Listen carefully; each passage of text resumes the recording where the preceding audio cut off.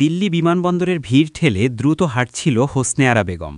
আজ তার মুখে মেকআপ নেই, গায়ে একটি সাধারণ হালকা নীল রঙের কটন কুর্তি, পায়ে সাধারণ স্যান্ডেল, আর তাড়াহুড়োয় খোলা চুল এলোমেলোভাবে কাঁধে ছড়িয়ে আছে। কাঁধে একটি পুরনো কাপড়ের ব্যাগ। দেখলে কেউ বোঝার উপায়ই নেই যে এই সাধারণ পোশাকে হাঁটা মেয়েটি আসলে এই বিমান কোম্পানির স্কাইলাইন এভিয়েশনের মালিক এবং ম্যানেজিং ডিরেক্টর। আজ ভোরে একটি জরুরি ফোন কল সব বদলে দেয়। লন্ডনে একটি বড় আন্তর্জাতিক বিনিয়োগকারী গ্রুপের সাথে হঠাৎ মিটিং ঠিক হয়েছে। এই চুক্তিটি হলে তার কোম্পানি এশিয়ার অন্যতম বৃহৎ শক্তিতে পরিণত হবে। প্রাইভেট জেটের জন্য অপেক্ষা করার সময় ছিল না, তাই নিজের কোম্পানিরই একটি শিডিউলড ফ্লাইটের ইকোনমি ক্লাসের শেষ সিটটি তিনি বুক করেছেন। তাড়াহুড়োয় ব্র্যান্ডেড পোশাক, ভিআইপি প্রোটোকল কিছুই মাথায় ছিল না। সিকিউরিটি চেকিংয়ের লম্বা লাইনে দাঁড়িয়ে তিনি যখন বারবার ঘড়ি দেখছিলেন, তখন তার সামনে দাঁড়ানো এক সুটেড বুটেড এক্সিকিউটিভ তাকে অবজ্ঞার দৃষ্টিতে দেখে কনুই দিয়ে সামান্য ধাক্কা দিয়ে এগিয়ে গেল। হোসনে আরা কিছু মনে করলেন না, এসবই তিনি অভ্যস্ত। মানুষ সবসময় বাহ্যিক সাজগোজ দেখে বিচার করে, কিন্তু তিনি জানতেন না যে আজকের ফ্লাইটে তাকে আরও ভয়ঙ্কর ও কুৎসিত ভুলধারণার সম্মুখীন হতে হবে। Flight number SL 402, Boeing 737-800। Economy ক্লাসে তার সিট ছিল 28B, একেবারে মাঝামাঝি।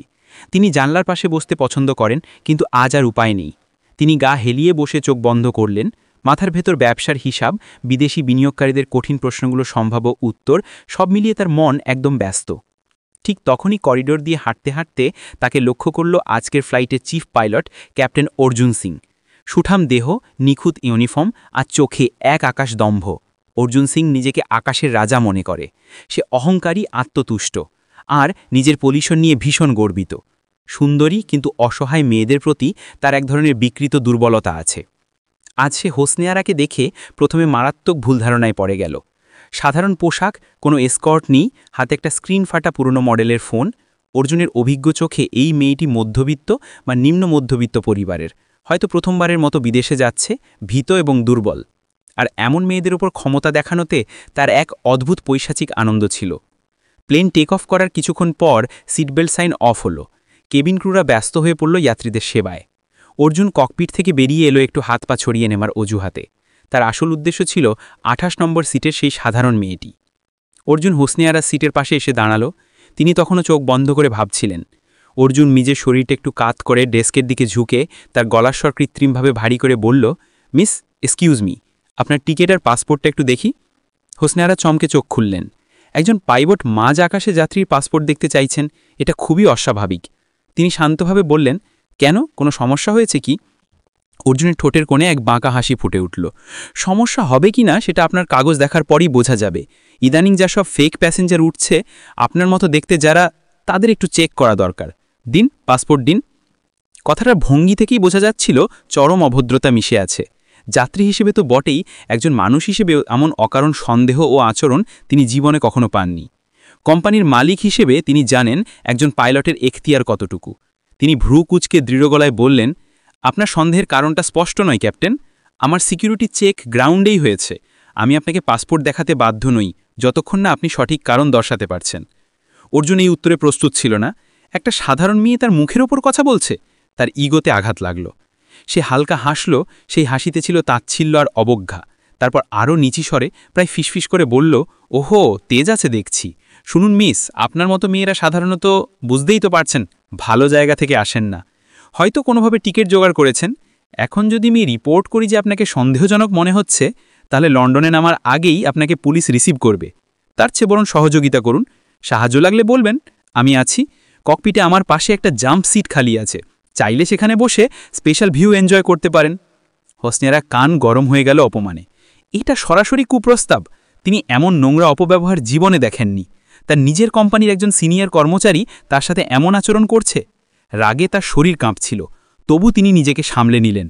কারণ এখন কোনো সিন ক্রিয়েট করলে স্ক্যান্ডেল হবে, তার নিজের নামই খারাপ হবে, কোম্পানির রেপুটেশন নষ্ট হবে। তিনি শুধু বললেন, আমি আমার সিটেই ঠিক আছি, প্লিজ আপনি আপনার কাজে যান এবং আমাকে বিরক্ত করবেন না। অর্জুনের চোখে তখন শিকারীর দৃষ্টি। সে ভাবল মেয়েটি ভয় পেয়েছে, তাই এড়িয়ে যেতে চাইছে। সে আরও সাহসী হয়ে উঠল।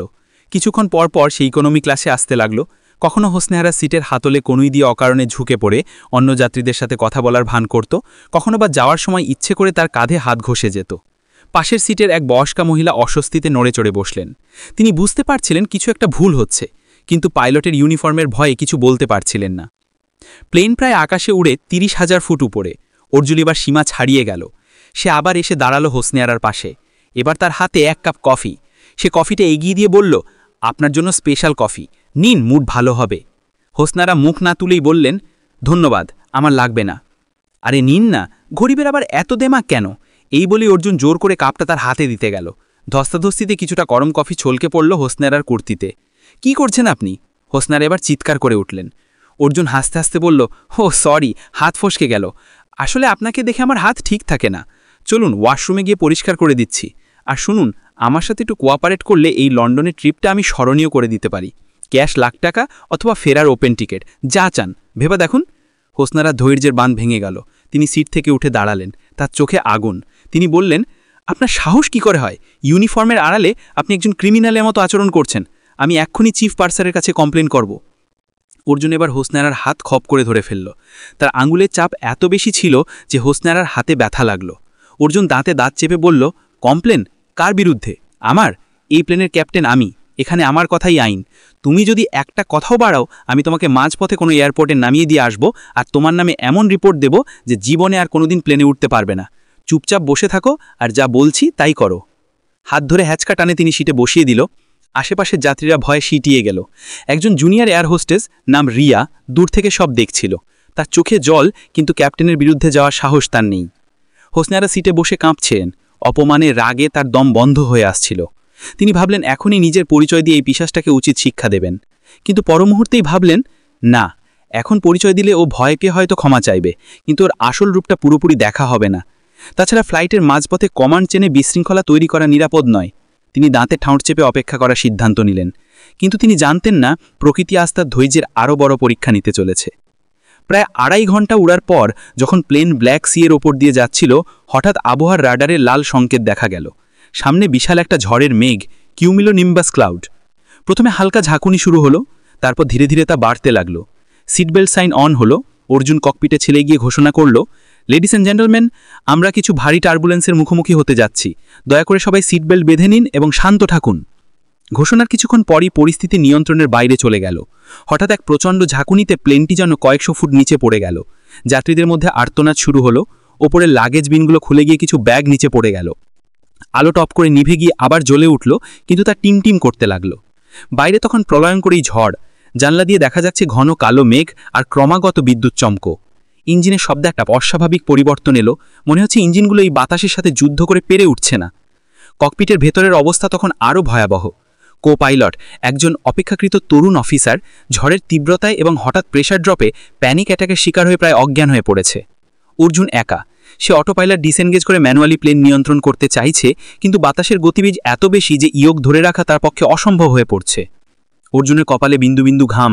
তার দম্ভ, সেই অহংকার মুহূর্তে উভে গেছে। তার চোখের সামনে ভাসছে মৃত্যু। সে বুঝতে পারছে না কি করবে। অল্টিমিটার দ্রুত নিচে নামছে। 28,000, 27,000, 26,000 ফুট। প্লেনটি বিপজ্জনকভাবে বাম দিকে কাত হয়ে ঘুরতে শুরু করেছে। একে বলে গ্রেভিয়ার্ড স্পাইনাল। এখান থেকে প্লেনকে সোজা করা অত্যন্ত অভিজ্ঞ পাইলটের পক্ষেই কেবল সম্ভব। অর্জুনের হাত আপছে। সে কন্ট্রোল টাওয়ারের সাথে যোগাযোগ করার চেষ্টা করল, কিন্তু রেডিওতে শুধু স্ট্যাটিক নয়েজ। মেডে, মেডে, আমরা কন্ট্রোল হারিয়েছি, ইঞ্জিন টু রেসপন্ড করছে না। অর্জুন চিৎকার করছিল, কিন্তু শোনার কেউ নেই। ইকোনমি ক্লাসে হোসনে আরা বুঝলেন পরিস্থিতি স্বাভাবিক টার্বুলেন্সের চেয়ে অনেক বেশি খারাপ। প্লেনের অ্যাঙ্গেল আর ইঞ্জিনের শব্দ শুনেই তিনি বুঝলেন তারা দ্রুত উচ্চতা হারাচ্ছে এবং পাইলট কন্ট্রোল হারিয়েছে। তিনি নিজেও একজন প্রশিক্ষিত পাইলট, যদিও তিনি বাণিজ্যিকভাবে প্লেন চালান না, কিন্তু শখের বশে তিনি সব ধরনের আধুনিক এয়ারক্রাফটের লাইসেন্স নিয়ে রেখেছেন এবং নিয়মিত সিমুলেটরে প্র্যাকটিস করেন। তার কোম্পানির প্রতিটা প্লেনের টেকনিক্যাল খুঁটিনাটি তার নখদর্পণে। তিনি আর বসে থাকতে পারলেন না। সিটবেল্ট খুলে তিনি দাঁড়িয়ে পড়লেন। পাশের মহিলা তার হাত খামচে ধরে বললেন, কোথায় যাচ্ছেন? আমরা মরে যাব। হোসনে আরা শান্ত গলায় বললেন, ভয় পাবেন না, আমি দেখছি।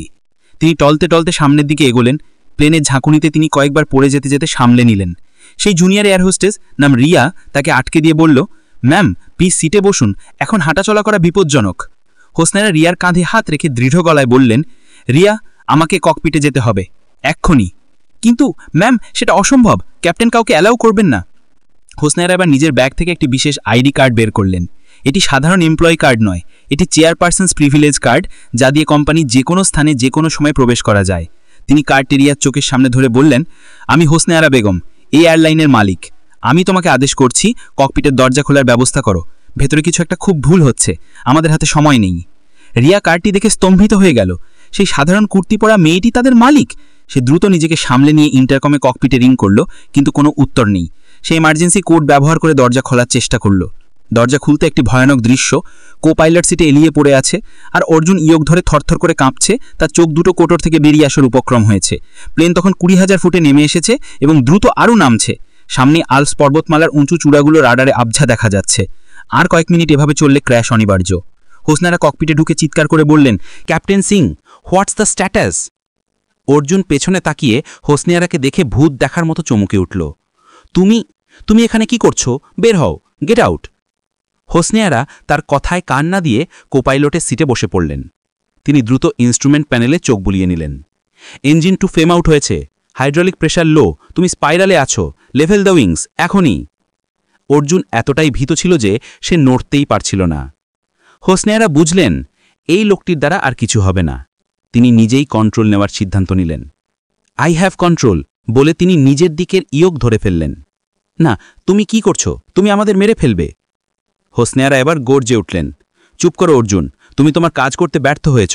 এখন আমাকে আমার কাজ করতে দাও। যদি বাঁচতে চাও তবে আমি যা বলছি ঠিক তাই করো। থ্রোটেল লিভারটা ধরো, আমি যখন বলবো তখন পাওয়ার বাড়াবে। হোসনিয়ারার গলার স্বরে এমন এক কর্তৃত্ব ছিল যে অর্জুন মন্ত্রমুগ্ধের মতো তা মেনে নিল। শুরু হলো এক অসম লড়াই, প্রকৃতির উন্মত্ত শক্তির বিরুদ্ধে মানুষের প্রযুক্তির লড়াই। হোসনিয়ারা তার সমস্ত শক্তিতে ইয়োগ ডান দিকে ঘুরিয়ে প্লেনটাকে সোজা করার চেষ্টা করলেন। বাতাসের ঝাপটায় প্লেনটা যেন লোহার তৈরি খেলনার মতো কাঁপছিল। Power up, full throttle on engine 1, হোসনিয়ারা নির্দেশ দিলেন। অর্জুন কাপা হাতে থ্রটল বাড়ালো। একটিমাত্র ইঞ্জিনের শক্তিতে প্লেনটা গোয়াতে গোয়াতে ওপরে ওঠার চেষ্টা করল। তখন তারা মাত্র 12,000 ফুটে। নিচের পাহাড়ের চূড়াগুলো মেঘের ফাঁক দিয়ে উঁকি মারছে। আর কয়েক মিনিট এভাবে চললে ক্র্যাশ অনিবার্য। কামন বেবি কামন, হোসনিয়ারা বিড়বিড় করে প্লেনটার সাথে কথা বলছিলেন। তার কপালে ঘাম, হাতের শিরা ফুলে উঠেছে। তিনি জানতেন এই মুহূর্তে 200 জন মানুষের জীবন তার হাতে। প্রায় 15 মিনিটের এক শ্বাসরুদ্ধকর প্রচেষ্টার পর অবশেষে প্লেনটা স্পাইরাল থেকে বেরিয়ে সোজা হলো। কিন্তু বিপদ তখনও কাটেনি। দ্বিতীয় ইঞ্জিনটি চালু করতে হবে। হোসনিয়ারা অর্জুনকে বললেন, ইঞ্জিন 2 রিস্টার্ট প্রসিডিওর শুরু করো, কুইক। অর্জুন তোতলাতে তোতলাতে চেকলিস্ট ধরে কাজ শুরু করল। কয়েকবারের প্রচেষ্টার পর এক বিকট শব্দ করে দ্বিতীয় ইঞ্জিনটি চালু হলো। ককপিটে স্বস্তির নিঃশ্বাস পড়ল। হোসনিয়ারা প্লেনটিকে ঝড়ের কেন্দ্র থেকে বের করে অপেক্ষাকৃত শান্ত একটা উচ্চতায় নিয়ে এলেন। তিনি রাডার চেক করে দেখলেন সবচেয়ে নাছের নিরাপদ এয়ারপোর্ট জুরিক। তিনি রেডিওতে যোগাযোগ করলেন, pan pan pan pan pan pan, this is skyline 402। আমরা সিভিয়ার টার্বুলেন্স এবং ইঞ্জিন ফ্লেম আউটের শিকার হয়েছিলাম। এখন পরিস্থিতি নিয়ন্ত্রণে, কিন্তু আমাদের এমার্জেন্সি ল্যান্ডিংয়ের প্রয়োজন। আমাদের copilot incapacitated, requesting vectors for Zurich. Ground tower থেকে দ্রুত সাড়া মিলল। জুরিক এয়ারপোর্টের জরুরি অবস্থা জারি করা হলো। রানওয়ে খালি করে ফায়ার সার্ভিস এবং অ্যাম্বুলেন্স প্রস্তুত রাখা হলো। পরের 1 ঘন্টা হোসনিয়ারা অত্যন্ত দক্ষতার সাথে প্লেনটিকে জুরিকের দিকে নিয়ে গেলেন। অর্জুন পাশে বসেছিল পুতুলের মতো। তার দম্ভ, তার পুরুষকার সব চূর্ণ হয়ে গেছে। সে বিশ্বাসই করতে পারছিল না যে মেয়েটিকে সে কিছুক্ষণ আগে অপমান করেছে, সেই মেয়েটি এখন তাদের সবার জীবন বাঁচাচ্ছে। জুরিক এয়ারপোর্টের ল্যান্ডিংটা খুব একটা মসৃণ হলো না, কিন্তু নিরাপদ ছিল। প্লেন থামার সাথে সাথে যাত্রীরা হাততালি দিয়ে উঠল। তারা কেউ জানে না ককপিটের ভেতরে কি নাটক ঘটে গেছে। তারা ভাবছে তাদের বীর ক্যাপ্টেন তাদের বাঁচিয়েছে। গ্রাউন্ড স্টাফ এবং প্যারামেডিকরা দ্রুত প্লেনে উঠল। কোপাইলটকে স্ট্রেচারে করে নামানো হলো। যাত্রীরা নেমে গেল। ককপিটে শুধু হোসনিয়ারা, অর্জুন আর এয়ারপোর্টের কয়েক উচ্চপদস্থ আধিকারিক। অর্জুন মাথা নিচু করে দাঁড়িয়ে আছে, তার ইউনিফর্ম ঘামে ভেজা।